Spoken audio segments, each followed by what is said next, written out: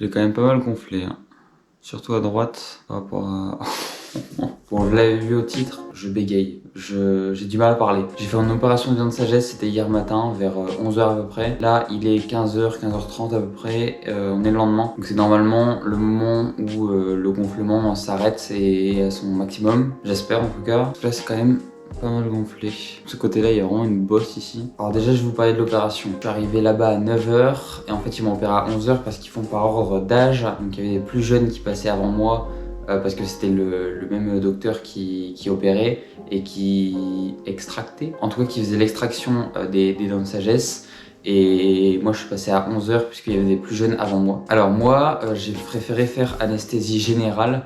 Du coup j'avais une perfusion et j'ai fait un malaise vagal pendant qu'on me l'a posé. Parce que c'est quand même pas très agréable et c'est assez perturbant. Du coup j'ai fait un malaise vagal. Quand je me suis réveillé c'était à peu près 2-3 minutes après. Du mal à me réveiller et après on m'a dit t'as fait un malaise vagal, tout va bien, etc.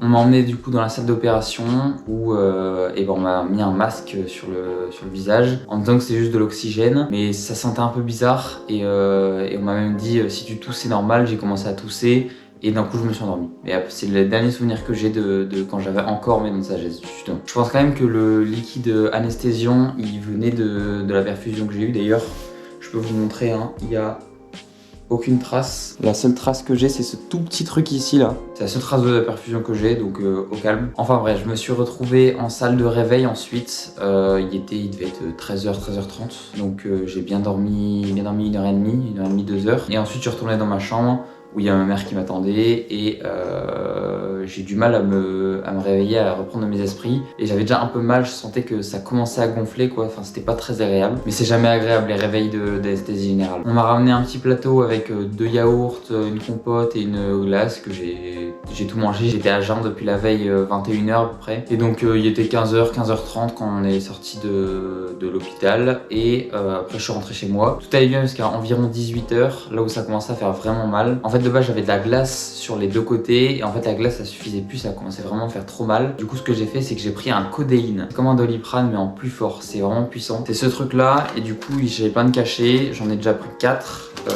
Parce que c'est des 500 donc je peux en prendre deux à la fois toutes les 4 ou 6 heures, 4 heures minimum. Comme ça dès que j'ai mal je le prends, ça fait effet en 15 minutes, ouais 15-20 minutes et j'ai beaucoup moins mal après. Et du coup je vous disais à 18 h, 18 h 30 j'ai commencé à avoir vraiment très mal. Ça, je vais pas vous cacher, hein, ça faisait vraiment très mal, surtout du côté droit là où ça a le plus gonflé du coup finalement. D'ailleurs là je m'habitue, j'arrive à parler à peu près correctement. Et j'ai pris un codéine et au bout de 15-20 minutes j'avais moins mal, j'avais encore mal mais j'avais moins mal et j'en ai repris un à 22 h 30, donc 4 heures après, 18 h 30, 22 h 30 pour être tranquille cette nuit et j'ai hyper bien dormi, franchement aucune douleur. Là j'ai juste l'impression d'avoir, je sais pas comment dire mais presque du polystyrène sur toute la joue là parce que ça a gonflé en fait et du coup j'ai l'impression d'avoir du polystyrène là et que ça m'empêche un petit peu de parler alors que c'est le contraire, on m'a enlevé des trucs mais comme ça a gonflé du coup on a l'impression toujours d'avoir un, et même là aussi à gauche d'avoir quelque chose en plus dans la bouche alors que c'est l'inverse. Enfin bref, là ce midi en plus j'ai mangé de la purée